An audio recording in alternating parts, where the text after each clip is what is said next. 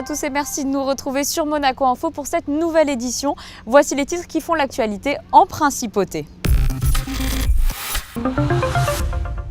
Les sociétés nationales des Croix-Rouges des petits États étaient à l'honneur en principauté à l'occasion de leur rencontre annuelle qui se poursuit jusqu'à vendredi.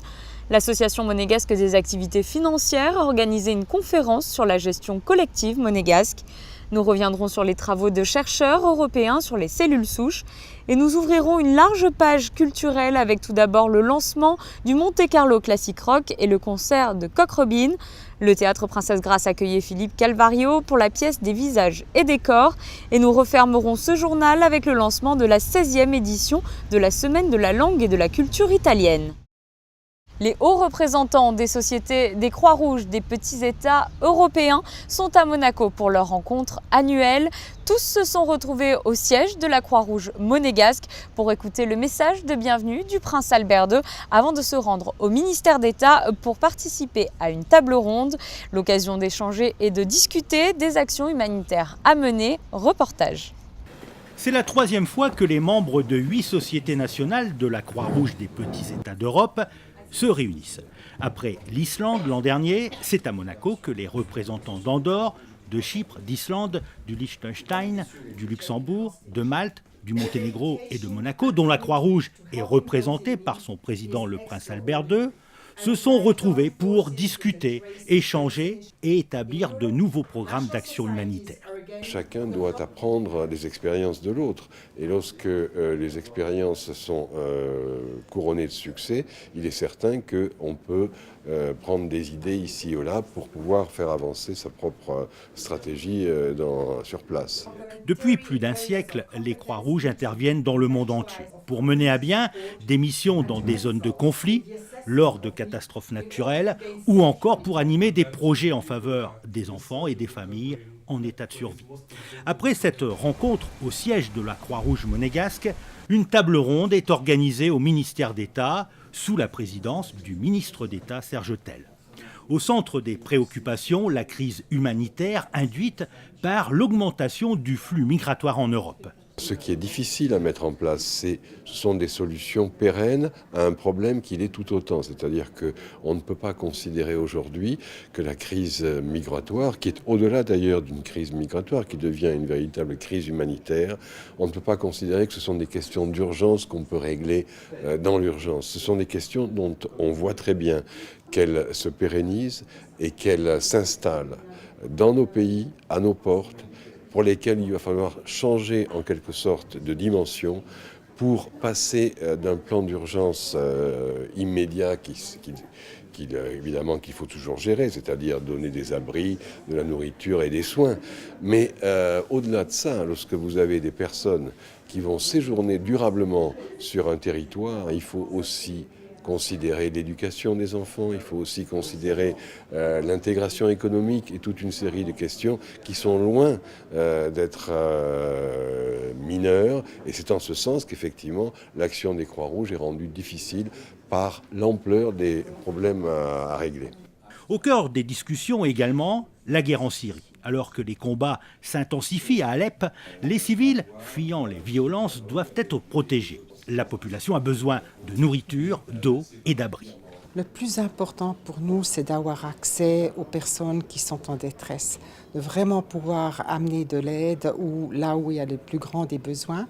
Et c'est naturellement, on l'entend toujours à Alep, nous avons encore toujours une délégation à Alep-Ouest et nous essayons d'amener surtout de l'eau parce qu'il n'y a plus de l'eau dans toute cette ville.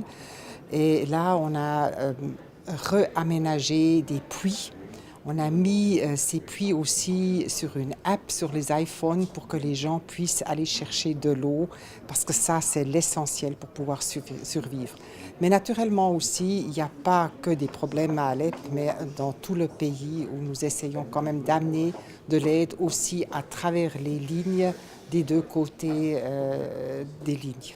Et il n'a échappé à personne que les mutations intervenues dans la société internationale, ainsi que les formes prises par les conflits armés contemporains, placent les organismes humanitaires, dont les Croix-Rouges, dans des situations nouvelles. Et sachez que vous avez pu apercevoir dans ce reportage le secrétaire général de la FICR qui sera l'invité du week-end de ce vendredi. L'AMA vient d'organiser une conférence sur la gestion collective monégasque et un constat en ressort. Malgré la crise et l'évolution de l'environnement international, la principauté est une place financière de tout premier ordre car Monaco rassure les investisseurs. Les explications de Dominique Poulain. La place financière de la principauté reste stable dans un environnement économique toujours contrasté. C'est ce qui est ressorti de la conférence de la MAF, l'association monégasque des activités financières, qui a pour objet d'être l'organisme des établissements agréés exerçant une activité bancaire ou financière en principauté, d'assurer la représentation de la place financière vis-à-vis des pouvoirs publics et de jouer un rôle moteur en vue de favoriser le développement de la place de Monaco. Avec une centaine d'établissements bancaires et de sociétés de gestion, la principauté est une place financière de tout premier ordre. Ses atouts, une fiscalité modérée et la confidentialité des informations, tout en participant activement à la lutte contre le blanchiment de capitaux et le financement du terrorisme.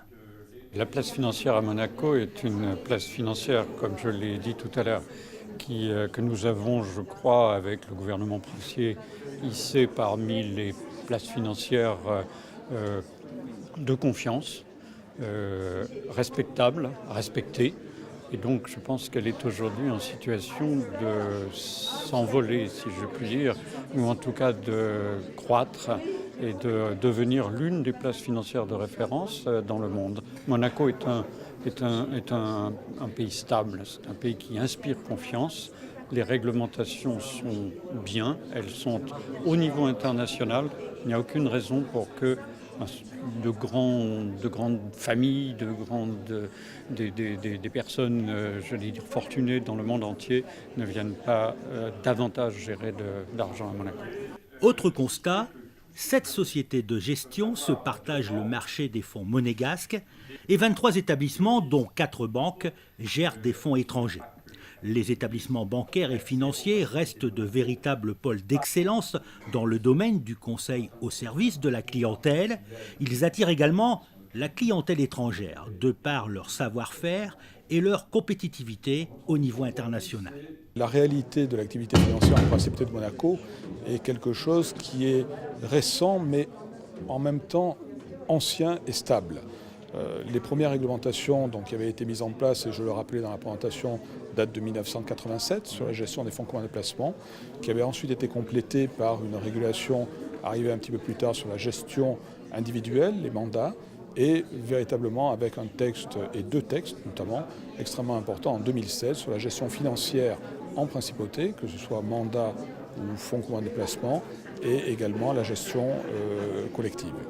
Parmi les principaux acteurs de la place financière monégasque présents à cette conférence, la compagnie monégasque de gestion, Martin Morel Sella Gestion, CFM Indosuez Gestion et Edmond de Rothschild Gestion. Les cellules souches au cœur d'un colloque à Monaco, des chercheurs français, italiens et monégasques sont venus présenter les avancées sur leurs travaux et leurs futurs projets. Une équipe de Monaco Info était sur place. Les cellules souches ont fait couler beaucoup d'encre, souvent qualifiées comme médecine du futur. Elles promettent des avancées médicales importantes. Actuellement, plus de 28 millions de donneurs de cellules souches du sang et de la moelle et plus de 700 000 unités de sang de cordon ombilical sont répertoriées à travers le monde, ce qui a permis de transplanter 1 200 000 patients atteints de maladies graves. L'association Cordon de Vie, créée en 2012 en principauté, a été inspirée par les travaux du professeur Yamanaka, prix Nobel de médecine sur les cellules souches pluripotentes dites IPS. Pour la principauté de Monaco, il serait particulièrement utile et bienfaisant de pouvoir avoir une association qui puisse soutenir tous ces chercheurs, si vous voulez, qui font avancer de façon colossale la recherche sur les cellules souches du cordon ombilical et sur les IPS, et qui, grâce à ça, si vous voulez, vont être certainement les chercheurs du siècle qui vient. C'est-à-dire que ça va être un progrès scientifique absolument absolument énorme et dans différents domaines. C'est ça qui est particulièrement important, c'est de dire à partir de ces cellules du cordon ombilical qui ne posent en plus aucun problème éthique, donc nous travaillons dans la sérénité et si vous voulez, on arrive à toucher tous les domaines, on le sait bien, de la greffe, tout ce qui est d'ordre hématologique, mais aussi tous les domaines de la thérapie cellulaire et ça c'est remarquablement important. Lors de ce colloque, les chercheurs ont pu aborder également d'autres pistes de recherche pour les cellules souches, comme l'immunopsychiatrie avec le professeur Marion Leboyer. Nous travaillons depuis près de 10 ans maintenant pour démontrer qu'il y a des facteurs immuno-inflammatoires, comme pour d'autres pathologies, qui sont associés à un certain nombre de pathologies psychiatriques, c'est-à-dire qu'il y a des marqueurs de l'inflammation qui sont présents aussi bien au niveau sanguin qu'au niveau central, cérébral, qu'au niveau digestif, et qui sont à l'origine de l'association de certaines maladies psychiatriques avec des maladies somatiques physiques. Par exemple, dans le cas du trouble bipolaire, il y a une association très fréquente avec des maladies comme l'obésité, l'hypertension, le diabète ou les maladies auto-immunes. Et l'hypothèse, c'est que c'est cette composante inflammatoire qui explique ces comorbidités qu'il faut dépister, qu'il faut diagnostiquer, ce qui est d'ailleurs fait à Monaco, puisqu'il y a un centre expert bipolaire qui a été ouvert par la Fondation fondamentale et qui est dirigé par le docteur Valérie Aubin à l'hôpital Princesse Grace, qui a pour mission d'améliorer la qualité du diagnostic et du dépistage de ces pathologies somatiques. Le professeur Eliane Gluckman, pionnière mondiale de la greffe de cellules souches du cordon ombilical en 1988, est la présidente du comité scientifique de l'association. Lors de ce colloque, elle est revenue sur les nombreuses découvertes réalisées au cours de ces dernières années.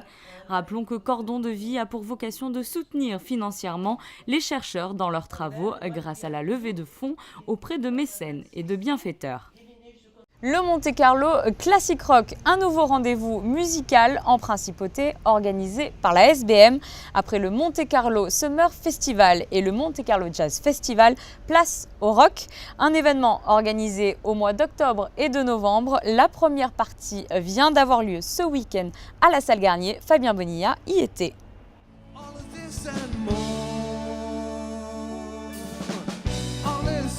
4 grands groupes se sont retrouvés sur la scène de la salle Garnier, un des plus beaux lieux pour jouer du rock, aussi atypique que cela puisse paraître. Des groupes qui ont fait l'histoire du rock, notamment psychédélique, voire progressif, tels que Caravan, Pendragon, Procolarum ou encore Cock Robin. Cock Robin mené depuis des années par Peter Kingsbury, dont la formation a quelque peu changé.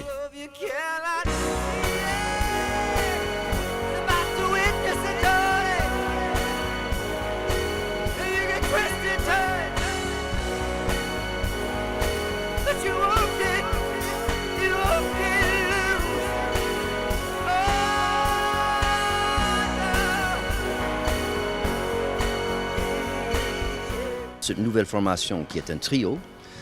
Et donc, en fait, le groupe était pour des années un duo. Et finalement, j'ai décidé, après le départ d'Anna Locasio du groupe, j'ai décidé de reformer le groupe avec 2 autres, DJ Strub et Coralie Vienne.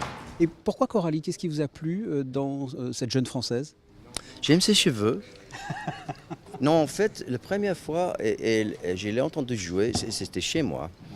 Et elle était recommandée par un ami. Et elle s'est mise au piano, en train de jouer mon piano. Et je me suis dit, ok, si elle peut chanter aussi bien qu'elle joue, il ne faut pas chercher plus loin.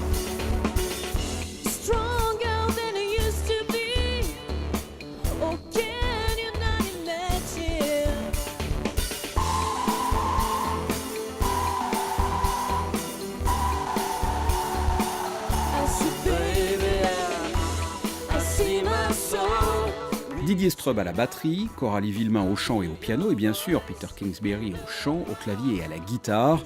Cock Robin a sorti depuis le début de sa carrière, au début des années 80, 8 albums, dont le dernier en 2016, Chinese Driver. Le concert dans cette sublime salle Garnier était rythmé par des chansons du nouvel album et bien sûr les grands tubes ultra connus qui ont contribué au succès de Cock Robin.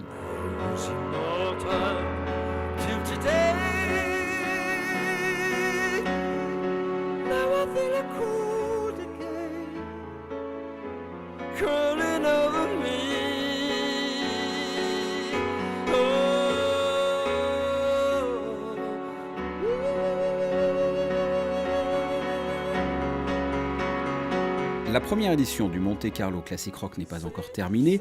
Prochaine date avec l'un des plus grands tributs du groupe Genesis, ce Musical Box le 12 novembre. Et enfin, les 17 et 18 novembre, l'un des groupes majeurs du rock progressif créé en 1969, King Crimson. Le rendez-vous est donc pris. Culture toujours avec une pièce qui vient d'être jouée au théâtre Princesse Grace, Les visages et les corps, inspiré par le livre de Patrice Chéreau. Le metteur en scène et comédien Philippe Calvario a choisi de rendre hommage à son ami au travers d'extraits de cet ouvrage. Après plus de 200 représentations, il était à Monaco pour l'avant-dernière date. On l'écoute. C'est un spectacle que j'ai créé au Théâtre du Rond-Point. Donc c'est un spectacle qui est basé sur un texte de Patrice Chéreau, qui n'était pas à la base un texte théâtral, mais une commande qu'on lui a fait à l'occasion du rendez-vous qu'il avait au Louvre, et des spectacles qu'il a montés au Louvre. Et il a écrit ce texte qui est un peu à la fois autobiographique et à la fois un ensemble de ressentis, de sentiments qui traversent toute sa vie, l'histoire du théâtre, l'histoire de ses manques, l'histoire amoureuse aussi, donc l'histoire personnelle rejoint l'histoire plus professionnelle, et c'est comme ça un va-et-vient entre la petite et la grande histoire, je dirais, et il y a quelque chose de très très intime et de très connecté à sa vie, donc c'est vrai que c'est en lien beaucoup avec l'homme qui était Patrice Chéreau. Pascal Grégory, qui meurt nu contre un mur et se tord là, sur le parquet du Louvre. Présence de la danse aussi. Décor, pas une programmation, juste une pensée organisée, des obsessions. Prochain objectif pour Philippe Calvario, arriver à jouer Les visages et les corps au Louvre, là où tout a commencé. Autre rendez-vous culturel, la semaine de la langue et de la culture italienne vient d'être lancée officiellement au musée océanographique. Plusieurs rendez-vous vont être organisés à cette occasion, comme vous allez pouvoir le constater dans ce reportage de Sandrine Nègre et d'Andrea Munari.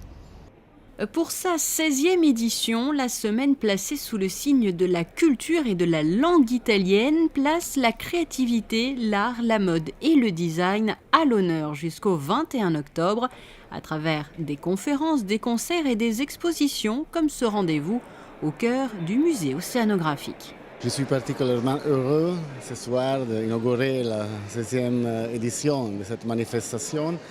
On a travaillé sur un paquet d'événements. J'espère vraiment que le public ici dans la Principauté va trouver intéressant tout ce que nous allons proposer, à commencer de ce soir, la soirée inaugurale. Donc, il y aura une exposition du capitaine Albertis dans le musée océanographique, donc la connexion est très étroite. C'est un personnage très important dans l'histoire de l'Italie parce que sa définition est un voyageur moderne, mais d'autre temps. D'autre temps, oui, mais toujours moderne, parce que quand on fait des choses utiles pour les gens, comme il a fait, vraiment, on ne perd jamais d'actualité. Et donc, comme Albert Ier, qui était fondeur de ce musée, il a fait le même parcours. Et sachez que le programme complet de cette semaine est disponible sur le site web de l'ambassade d'Italie à Monaco, dont l'adresse s'affiche au bas de votre écran. Voici pour l'essentiel de l'actualité en principauté. Je vous propose à présent un aperçu de la météo de ces prochains jours. Mercredi, beau ciel bleu, il fera 16 degrés dans la matinée et 21 degrés dans l'après-midi. Jeudi, ciel toujours dégagé dans la matinée, les nuages feront progressivement leur apparition en cours d'après-midi. Vendredi, temps nuageux avec quelques apparitions du soleil. Les températures seront proches des normales de saison. Il fera 19 degrés au plus chaud de la journée.